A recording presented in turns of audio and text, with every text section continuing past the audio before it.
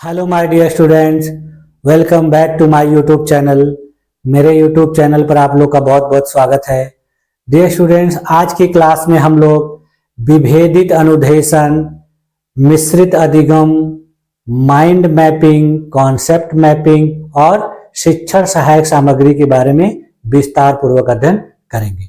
ये जितने भी टॉपिक्स आज की क्लास में मैंने सिलेक्ट किए हैं ये आपके एग्जाम के लिए बहुत ही इंपॉर्टेंट हैं और इससे संबंधित क्वेश्चंस एग्जाम में पूछे जाते हैं और भविष्य में पूछे जाएंगे। तो चलिए देखा जाए। सबसे पहले हम लोग देखते हैं विभेदित अनुदेशन यानी डिफरेंशिएटेड इंस्ट्रक्शन के बारे में। ये होता क्या है? जैसे देखिए, किसी भी समय जब टीचर टीचिंग करता है क्लास में तो बच्चों को जब कोई टॉपिक समझ में नहीं आता है या फिर बच्चे एक तरीके से पढ़ना पसंद नहीं करते हैं तो टीचर अपने पढ़ाने के तौर तरीके में बदलाव करता है कि उसी तरीके से रिलेटेड है। देखिए, इसको विभिन्नीकृत शिक्षण यानी डिफरेंशिएटेड इंस्ट्रक्शन भी कह सकते हैं आप, और विभिन्नीकृत शिक्षण या विभेदित अनुदेशन, किसी भी काम से इसको पुकारा जाता है। यह एक ऐसा शैक्षिक दृष्टिकोण है जिसमें शिक्षक प्रत्येक छात्र की आवश्यकताओं, क्षमताओं, रुचियों और सीखने के तरीके के अनुसार पाठ योजना और शिक्षण विधियों को अनुकूलित करता है। यानी कुल मिलाकर अगर देखा जाए तो यह एक प्रकार का ऐसा शिक्षण है जिसमें टीचर स्टूडेंट के अनुसार सब कुछ करता है। यानी किस तरीके से स्टूडेंट को बेहतर तरीके से अधिगम कराया जा सके उसके लिए ये सारी चीजें की जाती है। देखिए, इसका उद्देश्य यह सुनिश्चित करना है कि सभी छात्र अपनी गति और क्षमता के अनुसार सीख सके। यानी इसका सबसे जो महत्वपूर्ण उद्देश्य होता है बस यही होता है कि क्लास में सभी छात्र किसी भी चीज को बेहतर तरीके से सीख सके और उसमें उनको किसी भी प्रकार की समस्या ना हो। अब देखिए, इसके 4 मुख्य तत्व होते हैं। यानी जो विभेदीकृत अनुदेशन होता है, विभिन्नीकृत शिक्षण होता है, इसके 4 एलिमेंट्स होते हैं, इसके मुख्य तत्व। देखिए, सबसे पहला होता है सामग्री या कंटेंट। यानी जो कुछ भी सामग्री बच्चों के सामने प्रस्तुत करनी है या बच्चों को पढ़ानी है तो वो सामग्री देखिए उनकी क्षमता और समझ के अनुसार प्रदान की जानी। यानी ऐसी सामग्री का सिलेक्शन नहीं करना है या ऐसे कंटेंट को नहीं सिलेक्ट करना है जो बच्चों के समझ में ना है। तो इसमें सबसे पहला जो तत्व है वो कंटेंट है। यानी कंटेंट बच्चों की समझ के अनुसार और उनकी क्षमता के अनुसार होना चाहिए। दूसरी चीज है, दूसरा एलिमेंट है इसका प्रोसेस यानी प्रक्रिया। यानी छात्रों को किस तरीके से सिखाया जाए, कौन सी प्रक्रिया के माध्यम से सिखाया जाए, ये इसका दूसरा कंटेंट होता है। देखिए, सीखने की प्रक्रिया, कैसे बच्चे सीखेंगे।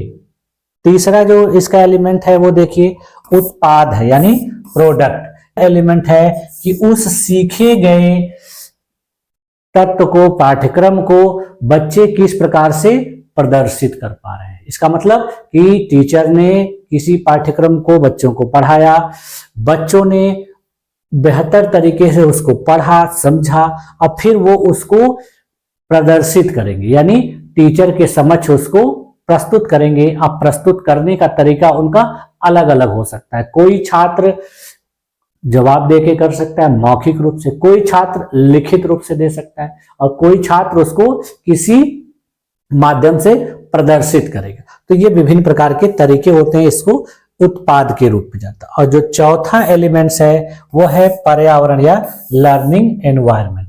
यानी एक ऐसा माहौल बनाना क्लास में जिससे सभी बच्चों को पढ़ने में बहुत आसानी हो, उनको पढ़ाई गई चीजें अच्छे तरीके से समझ में आए और वो पढ़ाई में रुचि ले। तो देखिए, ये 4 एलिमेंट है। ऐसा माहौल बनाना जो सभी छात्रों के लिए सुविधा।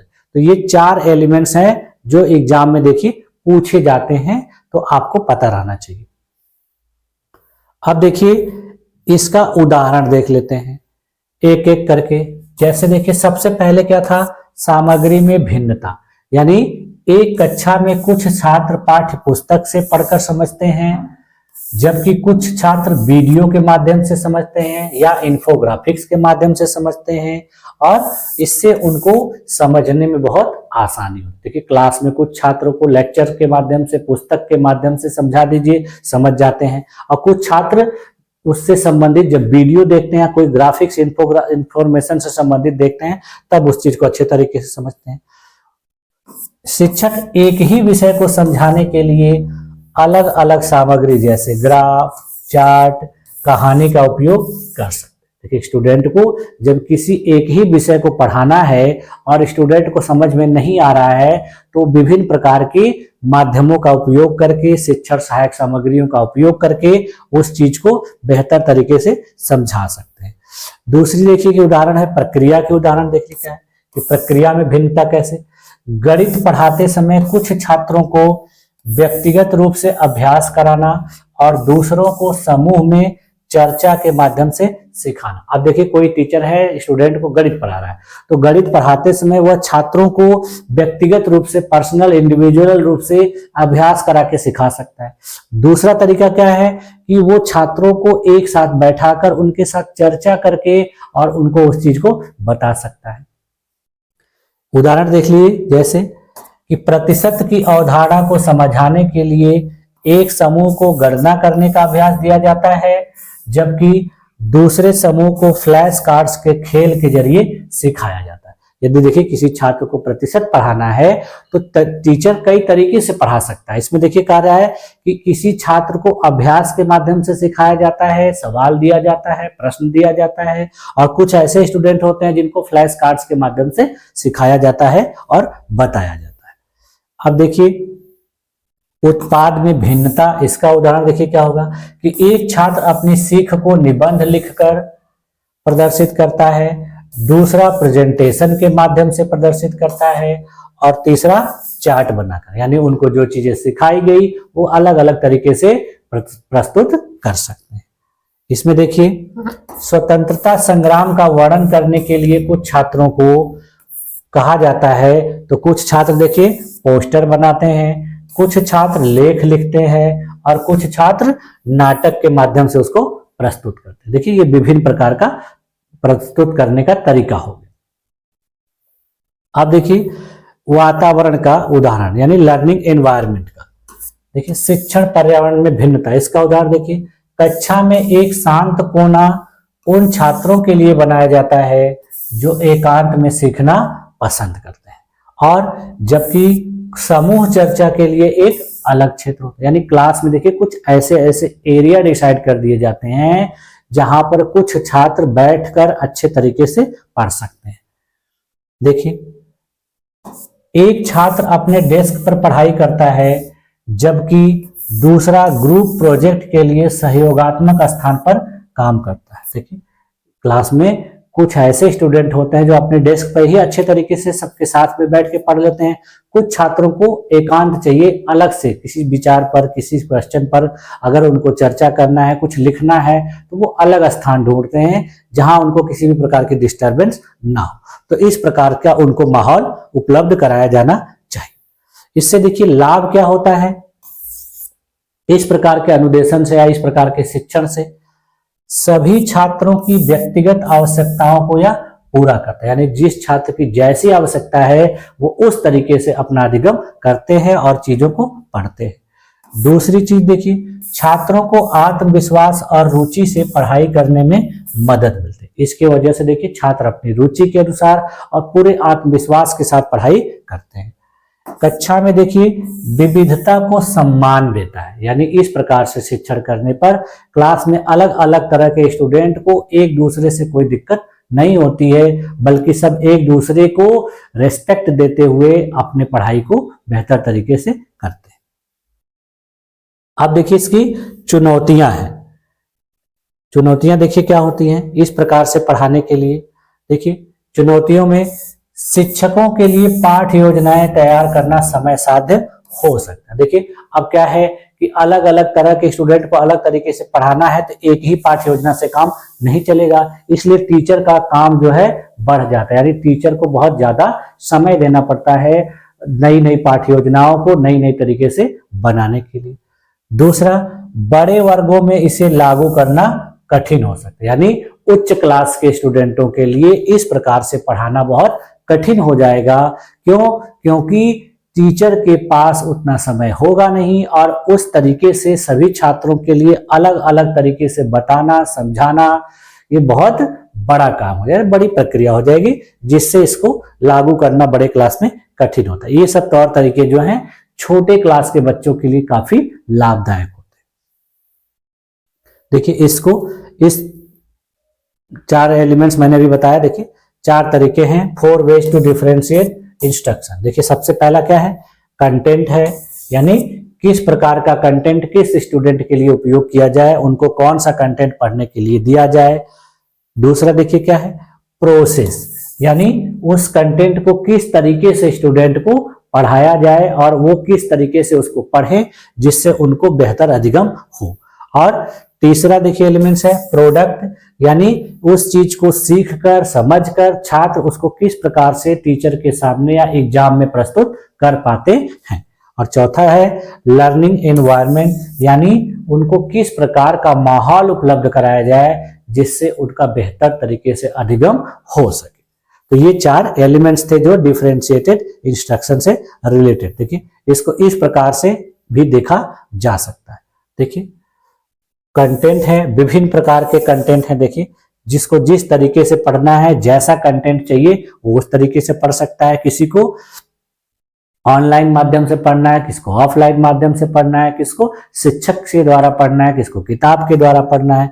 और फिर टीचर किस प्रक्रिया का उपयोग करता है छात्रों को समझाने के लिए, बताने के लिए, ये आता है। और तीसरा देखिए प्रोडक्ट है, इसमें किस प्रकार से छात्र अपने सीखी गई चीजों को प्रदर्शित करते हैं। और चौथा है लर्निंग एनवायरनमेंट, कि छात्र कहाँ किसके साथ बैठकर अच्छा तरीके से पढ़ना पसंद करते हैं। ये चौथा एलिमेंट्स है। ठीक है, तो इससे देखिए निष्कर्ष क्या निकल के आ रहा है कि विभेदीकृत या विभिन्नीकृत शिक्षण छात्रों के लिए अधिक समावेशी और प्रभावी शिक्षण विधि है जो उनके सीखने के अनुभव को बेहतर बनाती है। इससे देखिए जो है छात्र समावेशी तरीके से, प्रभावी तरीके से और बेहतर तरीके से सीखने में सक्षम होते हैं। अब हम लोग आते हैं मिश्रित अधिगम, यानी इसको ब्लेंडेड लर्निंग के नाम से भी जाना जाता है। यह भी देखिए एक ऐसा शिक्षण माध्यम है या एक शैक्षिक दृष्टिकोण है जिसमें देखिए शिक्षक पारंपरिक कक्षा शिक्षण और ऑनलाइन शिक्षा के माध्यम से छात्रों को नई नई चीजें सिखाता है। यानी ब्लेंडेड लर्निंग का मतलब हो गया कि क्लास में जब स्टूडेंट को पढ़ाया जाएगा तो कुछ पारंपरिक तरीके से बातें बताई जाएंगी और कुछ बातों को बताने के लिए, समझाने के लिए इंटरनेट या इलेक्ट्रॉनिक मीडिया का उपयोग किया जाएगा। देखिए यह दोनों तरीके के सर्वश्रेष्ठ पहलुओं को मिलाकर एक प्रभावी और लचीला शिक्षण अनुभव प्रदान करता है। यानी इसमें कुछ चीजें इंटरनेट के माध्यम से, इलेक्ट्रॉनिक माध्यम से और कुछ चीजें पारंपरिक तरीके से स्टूडेंट को बताई जाती। इसके भी देखिए कुछ महत्वपूर्ण तत्व होते हैं जिसमें देखिए 3 तत्व जो है मेनली है। पहला क्या है? ऑनलाइन लर्निंग, यानी किसी भी क्लास में बच्चों को डिजिटल प्लेटफॉर्म और इंटरनेट के माध्यम से सामग्री और गतिविधियों तक पहुंचाना। दूसरा है पारंपरिक शिक्षण, यानी शिक्षक की मौजूदगी में कक्षा में पढ़ाई करवाना। और तीसरा है स्वतंत्रता, यानी छात्र अपनी गति से सीखने के लिए सामग्री और समय चुन सकते हैं। यानी इसमें ऑनलाइन लर्निंग, पारंपरिक शिक्षा और तीसरा है स्वतंत्रता। इस तीनों को मिला के जो है ब्लेंडेड लर्निंग तैयार होती है और इससे छात्रों को पढ़ाया और सिखाया जाता है। देखिए ब्लेंडेड लर्निंग के कुछ प्रकार भी होते हैं, यानी ब्लेंडेड लर्निंग कहिए चाहे मिश्रित अधिगम। पहला देखिए क्या है?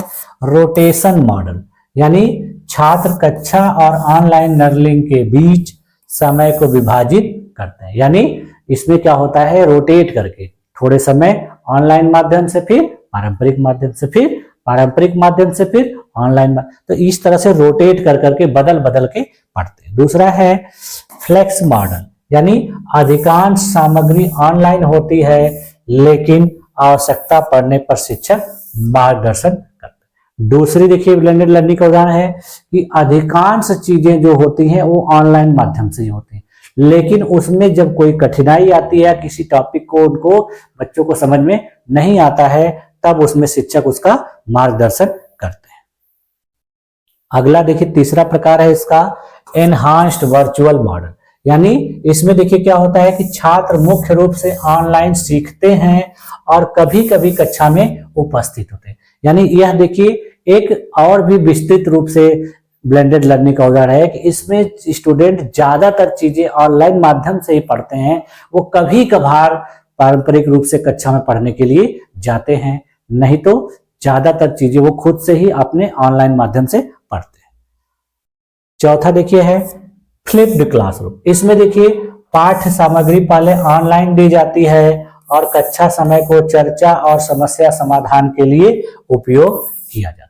इसमें देखिए पहले छात्रों को ऑनलाइन माध्यम से पढ़ने के लिए पाठ्य सामग्री उपलब्ध करा दी जाती है, छात्र अपने से पढ़ते हैं, समझते हैं और फिर उस पढ़े गए चीज को, समझे गए चीज को क्लास में एक दूसरे यानी टीचर और स्टूडेंट के सामने समस्या और समाधान के रूप में इसको उपयोग किया जाता है। इसका उदाहरण देखिए, फ्लिप्ड क्लासरूम का उदाहरण देखिए, ऑनलाइन वाला देखिए, शिक्षक गणित के एक अध्याय का वीडियो बनाते हैं और इसे छात्रों को घर पर देखने के लिए देते हैं। फिर अगले दिन देखिए कक्षा में शिक्षक वीडियो से संबंधित सवालों का हल करवाते हैं और छात्रों की संख्याएं दूर करते हैं। देखिए पहले टीचर ने क्या किया कि बच्चों को उनके मोबाइल पर या लैपटॉप या ईमेल पर जो है कक्षा का गणित का वीडियो बनाकर उनको भेज दिया और कह दिया कि सभी बच्चे इसको अच्छे तरीके से देख लेंगे और समझ लेंगे। फिर अगले दिन जब छात्र क्लास में आते हैं तो टीचर उस वीडियो से रिलेटेड जितने भी सवाल होते हैं उनको क्लास में सॉल्व कराता है। तो इससे देखिए छात्रों के मन में जो कुछ भी डाउट होता है वो पूरी तरह से क्लियर हो जाता है। अगला देखिए है इसका रोटेशन मॉडल का उदाहरण देखिए, पहले इसमें देखिए कक्षा में पढ़ाएंगे, शिक्षक विज्ञान का एक हिस्सा पढ़ाते हैं। दूसरा ऑनलाइन में देखिए क्या करेंगे, छात्र उसी विषय पर एक क्विज या वीडियो ट्यूटोरियल ऑनलाइन प्लेटफॉर्म जैसे गूगल क्लासरूम पर हल करते हैं। यानी टीचर किसी साइंस से संबंधित टॉपिक को क्लास में पढ़ाया और फिर बच्चे उसी टॉपिक से रिलेटेड अन्य सामग्रियों को ऑनलाइन प्लेटफॉर्म पर अपने तरीके से हल करेगा। अब देखिए फ्लेक्स मॉडल का उदाहरण देखिए, ऑनलाइन उदाहरण देखिए सबसे पहले कि छात्र अपने समय पर एक डिजिटल प्लेटफॉर्म पर अंग्रेजी की कहानी पढ़ते हैं और उससे संबंधित असाइनमेंट पूरा करते हैं। यानी छात्र अपने समयानुसार किसी डिजिटल प्लेटफॉर्म पर एक कहानी पढ़ते हैं और उस कहानी से संबंधित असाइनमेंट को पूरा करते हैं। कक्षा में देखिए अब जब वो असाइनमेंट को पूरा करेंगे तो क्लास में देखिए शिक्षक छात्रों के प्रदर्शन की समीक्षा करते हैं और व्यक्तिगत फीडबैक देते हैं। यानी छात्रों ने उस कहानी को पढ़कर उससे संबंधित असाइनमेंट को किस प्रकार से पूरा किया है, इससे रिलेटेड फीडबैक टीचर के द्वारा स्टूडेंट को दिया जाता है और इससे उनके प्रदर्शन की बेहतर तरीके से समीक्षा होती है। अगला देखिए है एनहांस्ड वर्चुअल, इसका उदाहरण देखिए क्या है कि छात्र नियमित रूप से ऑनलाइन क्लासेस अटेंड करते हैं और हर महीने एक बार कक्षा में उपस्थित होकर प्रोजेक्ट्स या असाइनमेंट पर काम करते हैं। यानी रेगुलर मोड में छात्र पूरे महीने के अधिकांश दिनों तक ऑनलाइन तरीके से पढ़ते हैं और महीने में किसी एक दिन क्लास में उपस्थित होकर प्रोजेक्ट्स और असाइनमेंट पर काम करके टीचर को सौंप देते हैं। अब देखिए ब्लेंडेड लर्निंग के लाभ क्या है, यानी मिश्रित अधिगम के लाभ क्या है। सबसे पहले देखिए लचीलापन लाता है, यानी अधिगम में या शिक्षण में लचीलापन लाता है। कैसे कि छात्र अपने समय और गति के अनुसार सीख सकते हैं। दूसरा देखिए इसका लाभ क्या है, व्यक्तिगत ध्यान, यानी शिक्षक व्यक्तिगत छात्रों पर ध्यान दे सकते हैं। अगला इसका लाभ देखिए क्या है, तकनीकी कौशल, यानी छात्रों को डिजिटल प्लेटफॉर्म के उपयोग में दक्षता मिलती है। इस प्रकार से पढ़ने पर, इस प्रकार से शिक्षा ग्रहण करने पर छात्र डिजिटल प्लेटफॉर्म का उपयोग अच्छे तरीके से करना सीख जाते हैं और उसकी इनके अंतर्गत दक्षता विकसित होती है। चौथा है शिक्षण का प्रभाव, यानी विषय को गहराई से समझाने के लिए पारंपरिक और डिजिटल दोनों तरीकों का उपयोग किया। यदि किसी विषय को बेहतर तरीके से समझाना है, गहराई से समझाना है, तो दोनों का उपयोग करेंगे तो स्टूडेंट को चीजें बेहतर तरीके से समझ में आएंगी। अब देखिए इसकी चुनौतियां क्या क्या हैं। इसकी चुनौतियां है डिजिटल संसाधन की आवश्यकता, यानी हर स्टूडेंट के पास डिजिटल माध्यम से पढ़ने की सुविधा नहीं होती है। बहुत से ऐसे स्टूडेंट होते हैं जिनके पास इंटरनेट या मोबाइल नहीं होता है, या एंड्रॉयड मोबाइल होता भी है तो सिंपल मोबाइल होता है, कीपैड वाला होता है, उनके गार्जियन के पास एंड्रॉयड मोबाइल नहीं होता, तो इससे समस्या आती है। अगला है शिक्षक प्रशिक्षण, यानी शिक्षकों को डिजिटल टूल्स का उपयोग सीखना पड़ता है। यानी दूसरी चुनौती क्या है कि क्लास में पढ़ाने वाले टीचर्स को इन टूल्स का उपयोग करने आना चाहिए। यानी शिक्षक ने अपने प्रशिक्षण के दौरान यदि इन सब चीजों को नहीं सीखा है तो क्लास में वो इन सब चीजों का उपयोग करके स्टूडेंट को नहीं बता पाएगा, नहीं समझा पाएगा। तीसरी समस्या है समय प्रबंधन, यानी छात्रों के लिए कक्षा और ऑनलाइन शिक्षण के बीच संतुलन बनाना चुनौतीपूर्ण हो सकता है। यानी देखिए इससे समय काफी ज्यादा लगता है कि छात्र ऑनलाइन माध्यम से भी पढ़ते हैं तो, और ऑफलाइन यानी पारंपरिक माध्यम से, उनको यह डिसाइड करने में बहुत असुविधा होती है कि कितने घंटे ऑनलाइन पढ़े, कितने घंटे पारंपरिक रूप से क्लास में जाकर पढ़े। तो इससे समय उनका बहुत ज्यादा लगता है और समय की खपत ज्यादा होती है। देखिए इसको इस इमेज के माध्यम से देख सकते हैं। देखिए यहाँ पर एक छात्र है जो क्लास में बैठ के पढ़ रहा है और यहाँ पर देखिए ऑनलाइन माध्यम से टीचर के द्वारा पढ़ा है। दोनों का उपयोग करके देखिए क्या हो रहा है, मिश्रित अधिगम या ब्लेंडेड लर्निंग। इसको देखिए इस इमेज में भी और देखिए क्लियर समझ में आ रहा है। यहाँ देखिए जो है टीचर क्लासरूम में ब्लैक बोर्ड के माध्यम से छात्रों को पढ़ा रही है और यहाँ देखिए टीचर डिजिटल माध्यम यानी लैपटॉप में छात्रों को पढ़ा रही है। यानी इन दोनों का उपयोग करके जो छात्र शिक्षा ग्रहण करेगा ये ब्लेंडेड लर्निंग के रूप में जानी जाएगी। अब देखिए इनकी जो इतनी सारी बातें हम लोगों ने देखी, इससे देखिए क्या निष्कर्ष निकल के आया कि ब्लेंडेड लर्निंग एक प्रभावी तरीका है जो छात्रों को पारंपरिक और डिजिटल दोनों माध्यमों से बेहतर सीखने का अनुभव प्रदान करता है।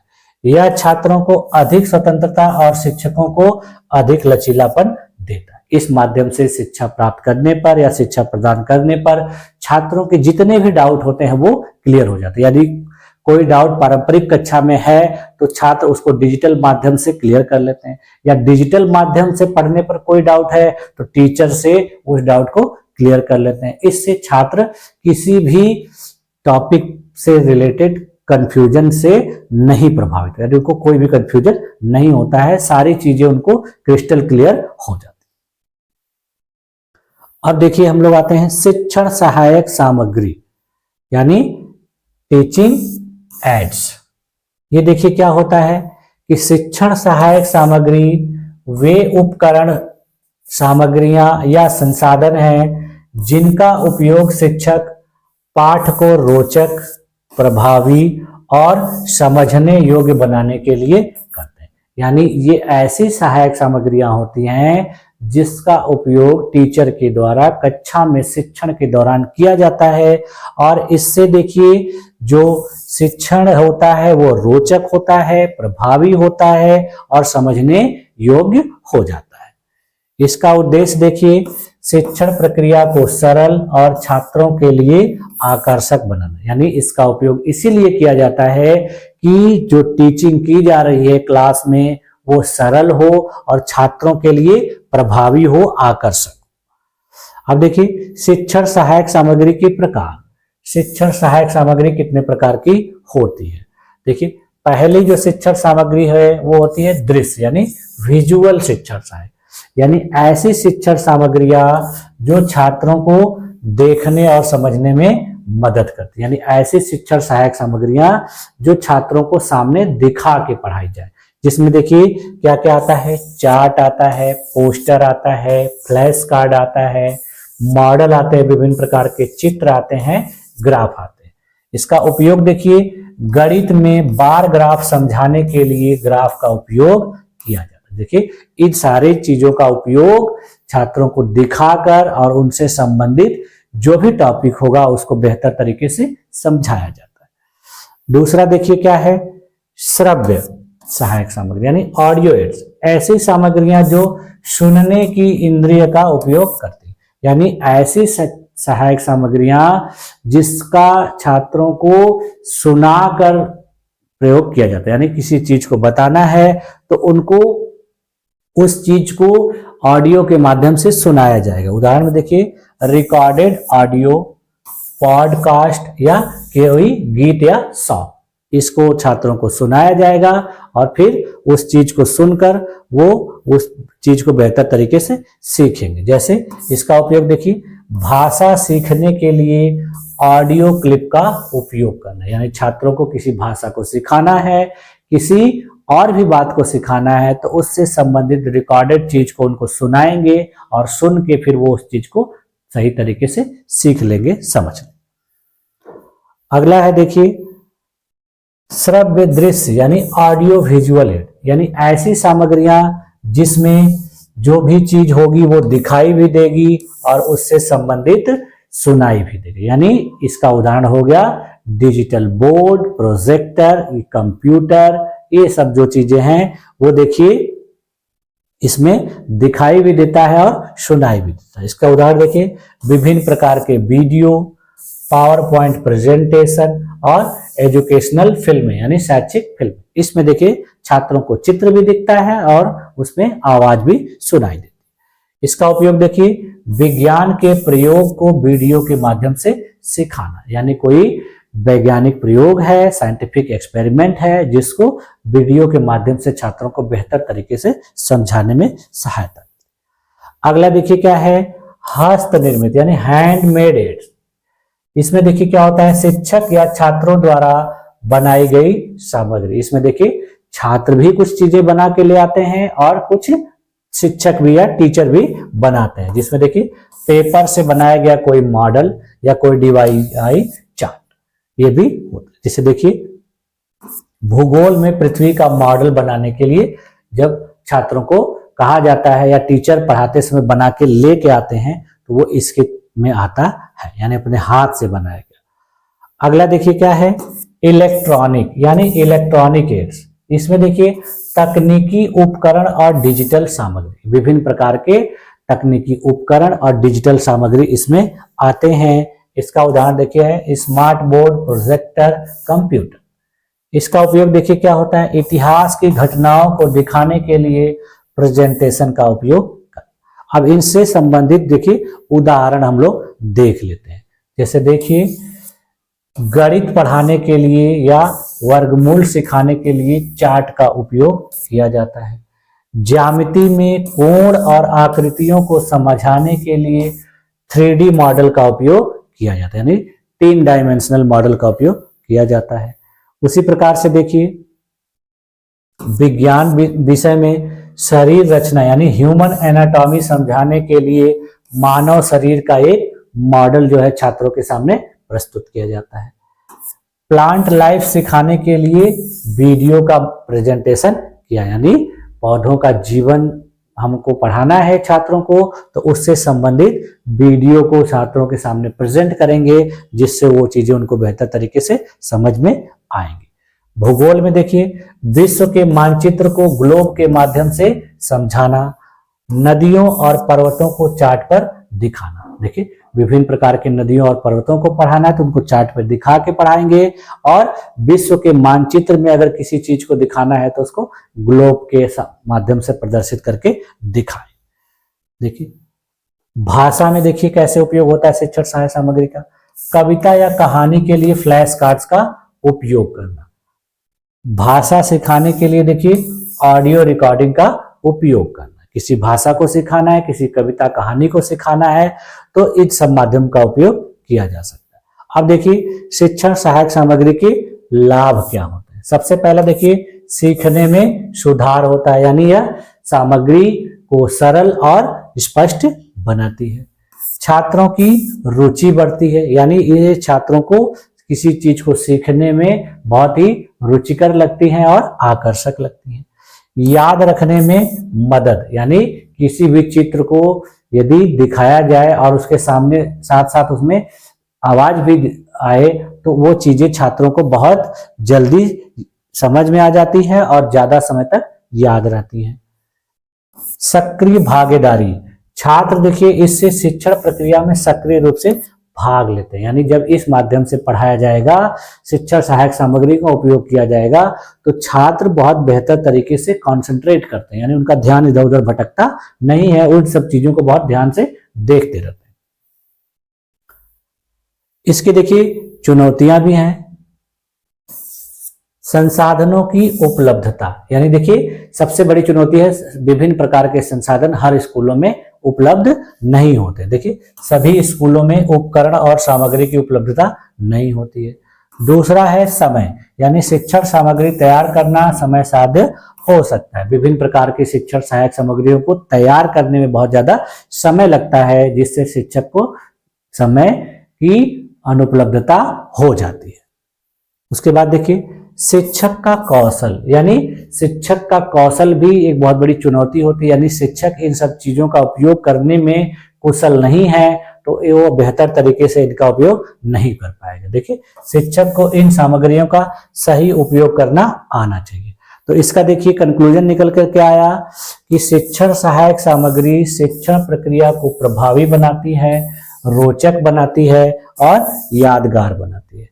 सही शिक्षण सहायक सामग्री का उपयोग छात्रों के सीखने की गति और गुणवत्ता को बढ़ाने में महत्वपूर्ण भूमिका निभाता है। यानी क्लास में शिक्षक के द्वारा यदि सही शिक्षण सहायक सामग्री का उपयोग किया जा रहा है तो उससे छात्र बेहतर तरीके से और बहुत प्रभावी तरीके से सीखेंगे और उनका जो सीखना होगा वो बहुत ही रुचिकर और आकर्षक होगा।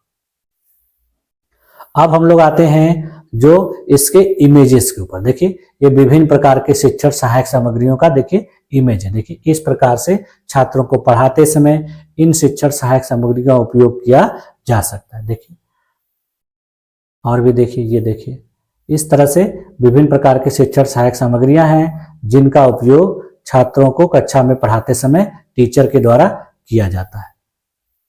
ठीक है, अब हम लोग आते हैं देखिए माइंड मैपिंग, यानी मन मानचित्रण, इसको माइंड मैपिंग कहा जाता है। यह भी देखिए एक शिक्षण का बेहतर तरीका है जिसमें देखिए किसी भी टॉपिक को पढ़ाते समय स्टूडेंट के सामने टीचर के द्वारा जब किसी मेन अवधारणा को बीच में रख दिया जाए और जैसे मान लीजिए खेल के बारे में पढ़ाना है तो खेल को मिडिल में रख दिया गया, जैसे हम लोग भी पढ़ाते हैं स्टूडेंट को, तो देखिए किसी टॉपिक का मेन टॉपिक बीच में लिख दिए, फिर इससे संबंधित विभिन्न प्रकार के खेलों का नाम लिख दिए।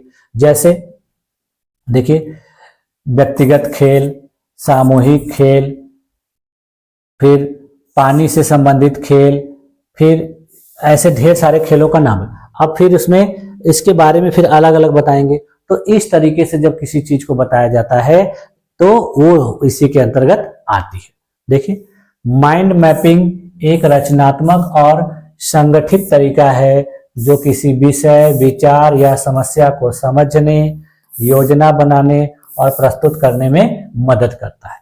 देखिए इससे कैसे किया जाता है, देखिए एक आरेख के रूप में होता है जिसमें मुख्य विचार केंद्र में होता है और उससे संबंधित उप विचार शाखाओं के रूप में जुड़े होते हैं। जैसे देखिए किसी स्टूडेंट को किसी एग्जाम को क्वालिफाई करना है तो उसके लिए प्लानिंग करनी है, तो वो क्या करेगा कि जैसे मान लीजिए किसी एग्जाम को तैयारी करना है उसको, जैसे यूपीएससी हो गया या नेट हो गया, तो उसमें अब वो प्लानिंग करेगा कि उसके लिए उसको क्या क्या करना है।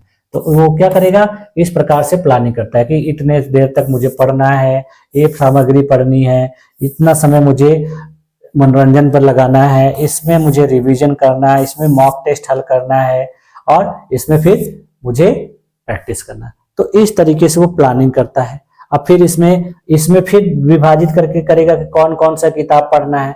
तो इस तरीके से वो अपने चीजों को प्रदर्शित करता है। उसी प्रकार से टीचर भी क्लास में प्रदर्शित करते हैं। देखिए माइंड मैपिंग के प्रमुख तत्व या एलिमेंट, सबसे पहला है देखिए केंद्र बिंदु यानी सेंट्रल आइडिया, यानी जो जिस चीज पे हमें किसी टॉपिक को तैयार करना है, प्रदर्शित करना, वो देखिए क्या होगा, मेन या मुख्य विचार होगा। दूसरा देखिए क्या है, शाखाएं, ब्रांचेज, यानी मुख्य विचार से जुड़े उप विचार। देखिए इस प्रकार से जो मैंने अभी बताया ये। उसके बाद देखिए कुंजी शब्द, यानी हर शाखा पर लिखे गए संक्षिप्त और स्पष्ट शब्द। देखिए कहीं कहीं क्या होता है कि पूरी चीज न लिख के शॉर्टकट में लिख दी जाती है, तो ये इस तरीके से इसको बनाया जाता है। उसके बाद देखिए चित्र और प्रतीक, यानी इमेजेस एंड सिंबल, विभिन्न प्रकार के इमेज और सिंबल का भी उपयोग किया जाता है। जैसे देखिए कहीं कोई समस्या है तो देखिए उसको क्वेश्चन मार्क लिख दिया जाएगा, कहीं इस तरह के देखिए लिख दिया जाएगा, कहीं कहीं देखिए डॉट डॉट लिख दिया जाता है, इस तरीके से। अगला देखिए रंग है, यानी विचारों को व्यवस्थित और रोचक बनाने के लिए विभिन्न प्रकार के कलर्स का उपयोग किया जाता है। देखिए ये इसका एक देखिए उदाहरण है। इसमें देखिए जो केंद्र देखिए स्पोर्ट्स है, यानी खेल के बारे में जैसे किसी स्टूडेंट को पढ़ाना है, क्लास में बताना है, तो देखिए केंद्र में भी क्या हो गया, खेल हो गया। अब खेल के देखिए विभिन्न प्रकारों के बारे में बता दिया, यानी टीम स्पोर्ट्स, कॉन्टैक्ट स्पोर्ट्स, यानी देखिए इंडिविजुअल स्पोर्ट्स या वाटर स्पोर्ट्स। अब फिर वाटर स्पोर्ट्स में देखिए swimming, diving, water polo, water aerobics. उसी प्रकार से देखिए टीम स्पोर्ट्स में हॉकी, फुटबॉल, बेसबॉल, बास्केटबॉल और क्रिकेट हो गया। ठीक है, उसी प्रकार से देखिए यहाँ पर इंडिविजुअल स्पोर्ट्स में देखिए साइकिलिंग, गोल्फ, टेनिस, ट्रैकिंग। तो ये इस तरीके से किसी भी, अब देखिए इसमें विभिन्न प्रकार के कलर्स का उपयोग किया गया, विभिन्न प्रकार के इमेजेस का उपयोग किया गया, देखिए विभिन्न प्रकार के जो सिंबल्स का उपयोग किया गया, देखिए इसमें सर्कल का उपयोग किया गया, एरो का उपयोग किया गया। तो इस प्रकार से ये माइंड मैपिंग की जाती है। इसका देखिए उपयोग क्या होता है माइंड मैपिंग का, सीखने और याद करने में यह मदद करता है, यानी किसी चीज को सीखने में और याद करने में बहुत बेहतर तरीके से ये काम करता है। दूसरा प्लानिंग और समस्या समाधान में बहुत ही फायदेमंद होता है। किसी चीज की प्लानिंग करते समय हमको उस चीज को पूरे शब्दों में न लिखकर बल्कि इसी तरीके से प्रदर्शित कर लेने में या किसी चीज की योजना बनाने में, देखिए जो रफली लोग बनाते हैं प्लानिंग ऐसे ऐसे लाइन खींच खींच कर, वो इसमें बहुत ही सहायक होती है।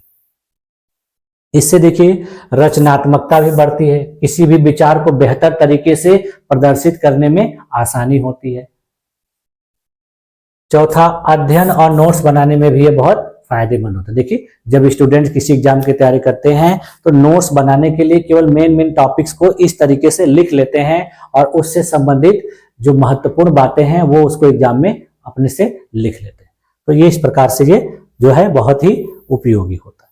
इसको देखिए कैसे करें, इसको देखिए अभी मैंने जैसे दिखाया कि केंद्र बिंदु को बीच में लिखें, उसकी प्राथमिक शाखाएं जोड़ें, यानी मुख्य विचार से प्रमुख बिंदु जो है, जैसे देखिए इसको केंद्र बिंदु में किसी चीज को लिख लिए और फिर उससे संबंधित जो शाखाएं हैं उसको लिखें। फिर उप शाखाएं जोड़ें, अब इससे संबंधित अगर कोई है तो इससे संबंधित जोड़ देंगे। इसमें सब में देखिए अगर इससे संबंधित है, सब में अगर ये 3 भागों में है इससे संबंधित, सब में ऐसे जोड़ देंगे। उसके बाद देखिए इसमें चित्र और रंगों का उपयोग करें, हर शाखा को देखिए अलग अलग चित्र और रंग के माध्यम से इसको करेंगे ऐसे। फिर उसके बाद देखिए इसको सहज और सरल रखें, यानी इसको बहुत ही जटिल न बनाएं, बहुत सिंपल तरीके से बनाना चाहिए। इसका देखिए उदाहरण है पढ़ाई में माइंड मैपिंग, यानी देखिए यदि किसी स्टूडेंट को पृथ्वी की पारिस्थितिकी तंत्र के बारे में पढ़ाना है तो केंद्र बिंदु क्या हो जाएगा, पारिस्थितिकी तंत्र, और इसकी शाखाएं क्या क्या हो जाएंगी, वन हो जाएगा, उष्णकटिबंधीय, शीतोष्ण और शंकुधारी वन हो गया। उसके बाद देखिए जल पारिस्थितिकी तंत्र होगा, इसमें देखिए मीठा पानी और खारा पानी हो जाएगा। मरुस्थल गर्म और ठंडे हो जाएंगे। घास के मैदान में देखिए समशीतोष्ण और उष्णकटिबंधीय हो जाएंगे। यानी केंद्र में क्या हो जाएगा, पारिस्थितिकी तंत्र। अब उसके जो शाखाएं हो जाएंगी वन, जल पारिस्थितिकी तंत्र, ऐसे ऐसे सबको अलग अलग विभिन्न प्रकार से बांट देंगे। उसी प्रकार से देखिए जब किसी कहानी को लिखना है तो उसमें देखिए क्या होगा कि कहानी का प्रारूप जो है मेन विषय रहेगा। अब उसमें देखिए बीच में आएगी कहानी, और कहानी की देखिए मुख्य शाखाएं में क्या हो जाएगा, नायक खलनायक। घटना स्थल में देखिए शहर जंगल। घटनाक्रम क्या हो जाएगा, शुरुआत मध्य अंत। मूल संदेश नैतिक शिक्षा।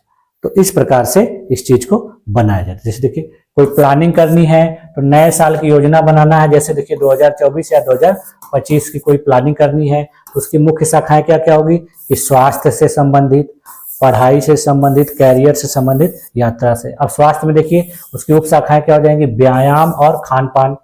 पढ़ाई में नई किताबें पढ़ना। कैरियर में देखिए कौशल विकास पाठ्यक्रम। उसी प्रकार से यात्रा में देखिए गंतव्य और बजट। तो इससे इस प्रकार से इसको बनाया जाता है। अब देखिए माइंड मैपिंग के लाभ देखते हैं। माइंड मैपिंग देखिए सबसे पहले स्पष्टता लाता है, किसी तरह विचार को बेहतर तरीके से, व्यवस्थित तरीके से प्रदर्शित करने में। याददाश्त में सुधार लाता है, विभिन्न प्रकार के दृश्य रंगों का उपयोग करने से वो चीजें बहुत देर तक याद रहती हैं।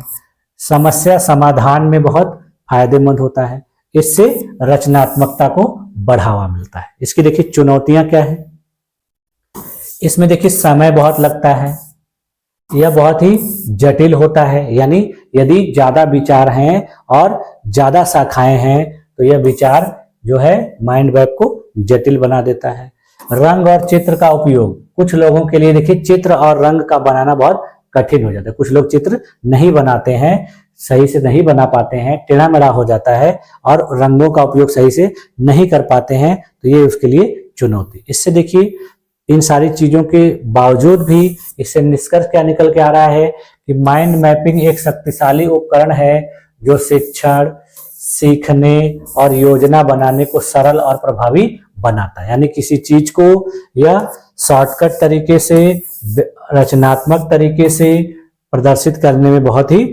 उपयोगी होता है। किसी भी बात को पूरी तरह से विस्तृत रूप में न लिखकर शॉर्टकट तरीके से लिखकर इसको समझाया जाता है। जैसे देखिए जो है कॉन्सेप्ट मैपिंग यानी अवधारणा मानचित्रण, कॉन्सेप्ट मैपिंग कहलाती है। देखिए कॉन्सेप्ट मैपिंग देखिए एक दृश्य उपकरण होता है जिसका उपयोग किसी विषय या अवधारणा के बीच के संबंधों को समझाने और व्यवस्थित करने के लिए किया जाता है।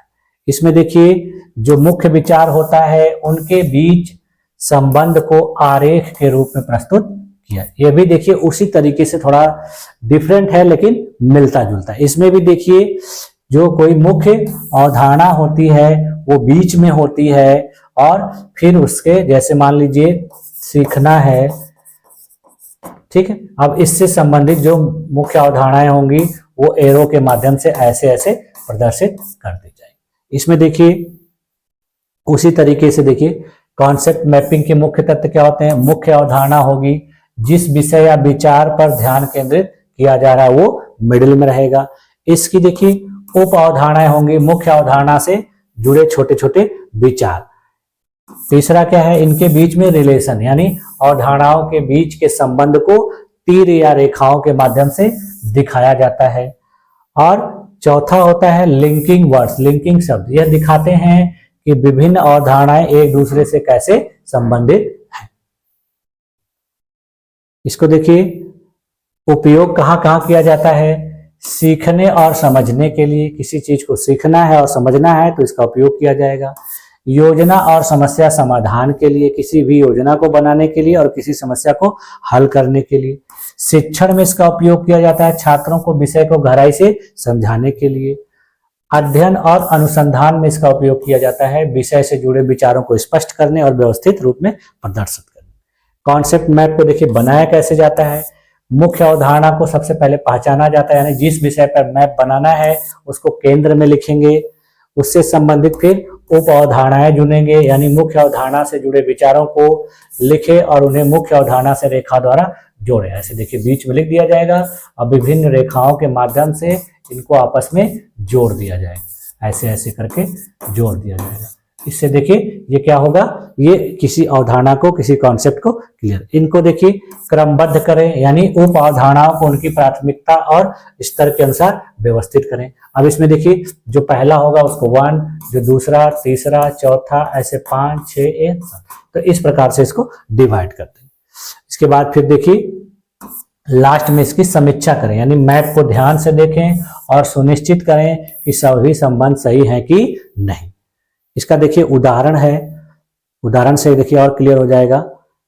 इसमें देखिए जिससे विज्ञान से संबंधित उदाहरण देना है तो इसमें टॉपिक क्या है, पानी का चक्र यानी वाटर साइकिल। तो इसकी मुख्य अवधारणा क्या हो गई, पानी का चक्र। अब इसकी देखिए उप अवधारणाएं क्या हो गई, वाष्पीकरण, संघनन, वर्षा, संग्रह। अब इसका संबंध देखिए कैसे बनेगा, वाष्पीकरण से बनता है बादल, बादल से गिरती है वर्षा। देखिए इसका ये रिलेशन हो गया। उसी प्रकार से देखिए भूगोल में जब बनाना है कॉन्सेप्ट मैपिंग का, देखिए इसमें विषय चुनेंगे पर्वत प्रकार और मुख्य अवधारणा क्या हो जाएगी, पर्वत। अब देखिए उप अवधारणाओं में क्या क्या आ जाएगा कि वलित पर्वत, ज्वालामुखी पर्वत और अवशेष पर्वत, यानी पर्वतों के प्रकार को हमको पढ़ाना है। जैसे यहाँ देखिए पर्वतों के प्रकार, ये हमारा टॉपिक है। अब इसमें हमको पढ़ाना है पर्वत। तो देखिए पर्वत हो गया। अब पर्वत के देखिए प्रकार को ऐसे हम प्रदर्शित कर देंगे कि ज्वालामुखी पर्वत, उसी के बाद अवशेष पर्वत, उसके बाद वलित पर्वत। तो इस प्रकार से बनेगा। अब देखिए इसमें संबंध कैसे होगा, वलित पर्वत प्लेट टेक्टोनिक से बनते हैं, ज्वालामुखी पर्वत लावा के जमाव से बनते हैं। तो इस प्रकार से इसको तैयार किएंगे। उसी प्रकार देखिए भाषा में अगर इसका उपयोग किया जाए तो वाक्य के प्रकार जैसे पढ़ाना है तो सबसे पहले क्या लिखेंगे, वाक्य।